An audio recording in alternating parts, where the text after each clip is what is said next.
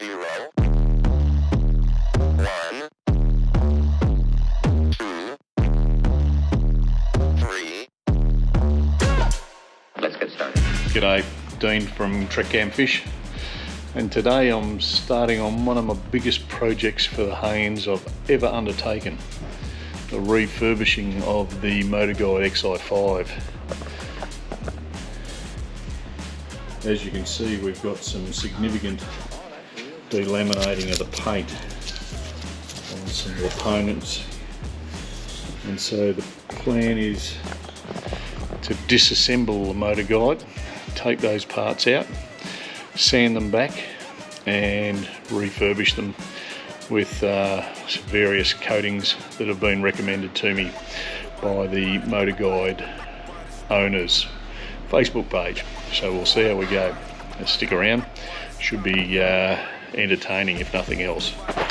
So some of the first things we'll have to do will be to remove the prop, and then the head unit of the MotorGuide, and we'll slowly go through that and put all the bits in a bucket so we don't lose. You've got to get a hold of yourself.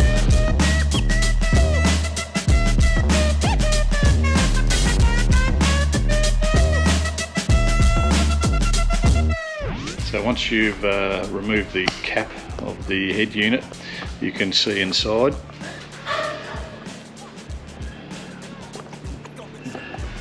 There's no need to remove the connection to the heading unit, just the power source down into the motor itself, which has these little gems as connectors, which I think there's no other way to remove them other than with the pair of side cutters.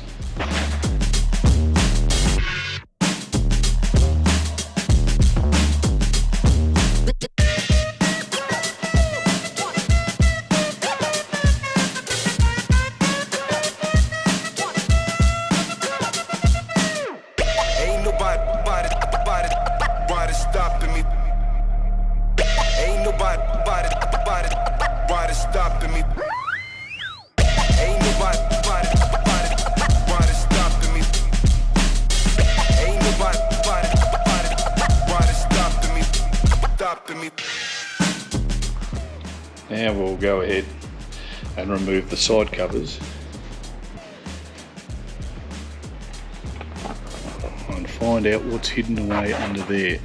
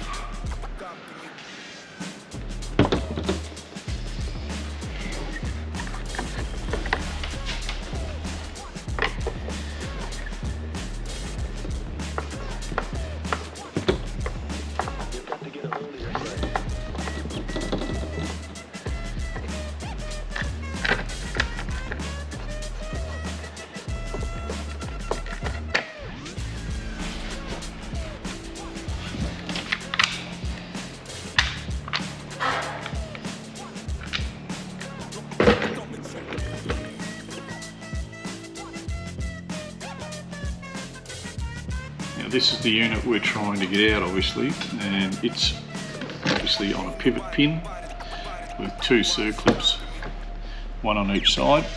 So we'll try and get those circlips out, and then we should be able to see what we're up against.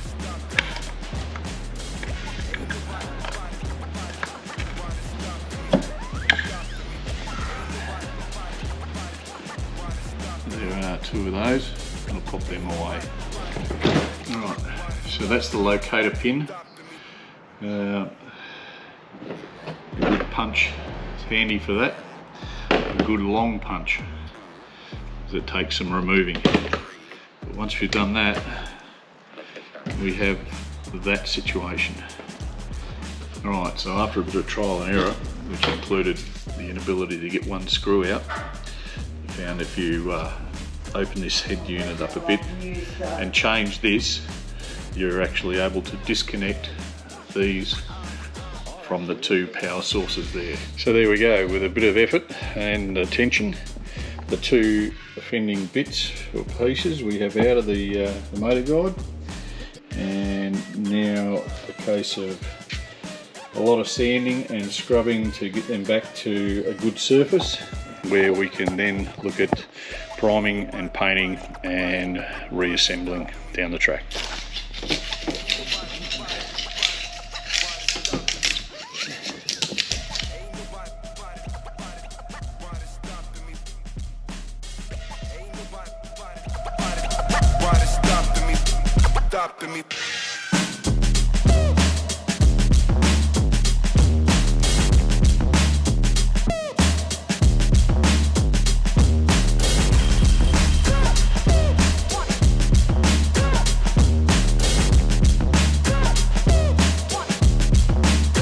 To get a hold of yourself. So we're getting close to starting to reassemble everything, which in reality is just a reversal of everything we did in the first place. So in this case it'll be reattaching the quick release mount and then reassembling the box unit up here with all its bits and bobs, and then we can look at reinstalling the counterweight and the motor, etc. Which, yeah, hopefully goes all smooth. Oh, that's real good. You'll notice when I'm putting it back together, there's 6 bolts going in the connection. That's because 2 were missing when we did the deinstall. Another positive of a project like this is the ability to go through and just do some general maintenance, I suppose the best way to describe it, like finding anywhere where there's a bit of salt build up or anything like that, a bit of a spray with inox, and that'll make life easier the next time we have to do a job like this.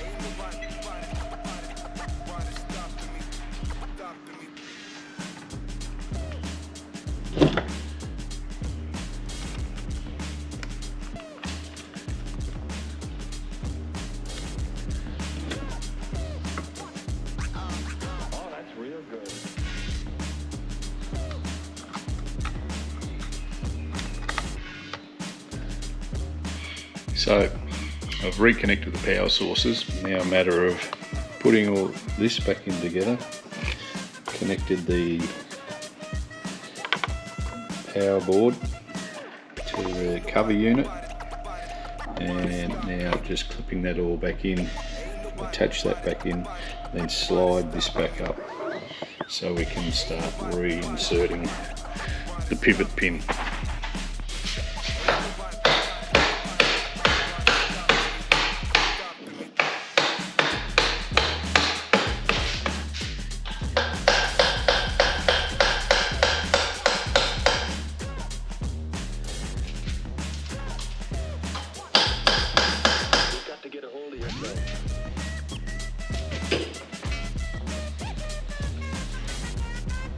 We mustn't forget to reinsert the circlips on the end of the rotating pin, and then we can move on to reinstalling the motor itself and the covers on the outside.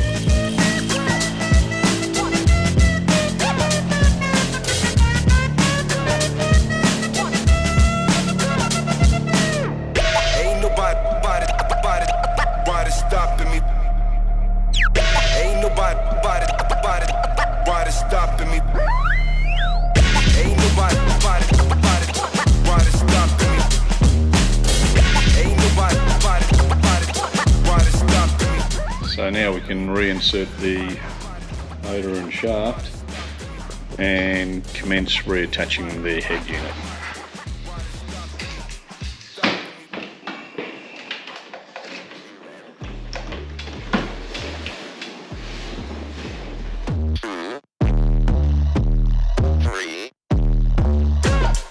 Let's get started.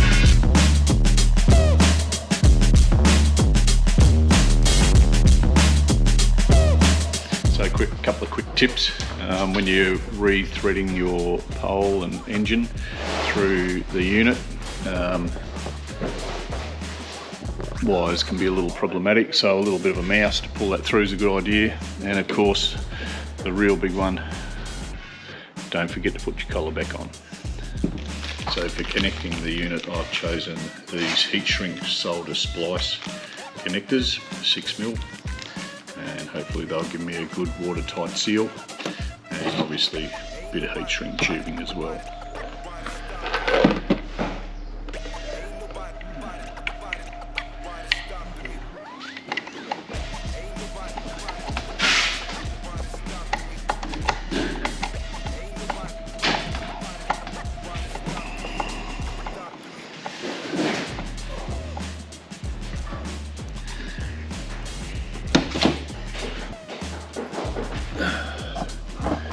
And of course, stating the obvious, always making sure this is facing the same way as the motor. You've got to get a hold of yourself.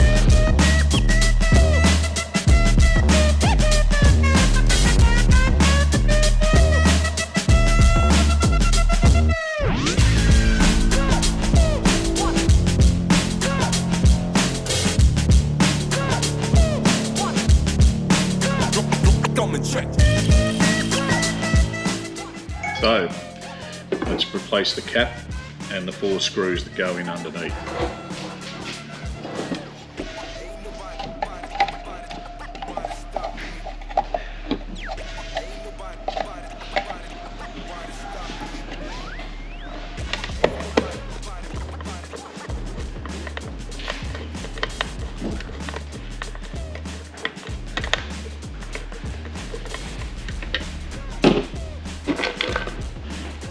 Make that 5 screws. That's why you use a bucket. So for the final piece, I also chose to get a new prop kit, which included new split pin, washer, nut,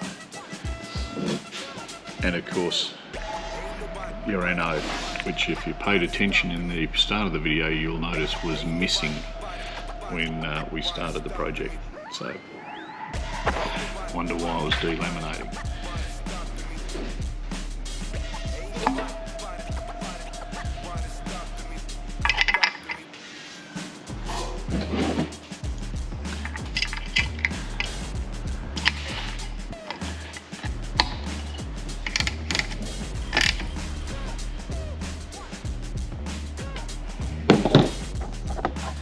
And there we go. We'll plug her in and make sure she works.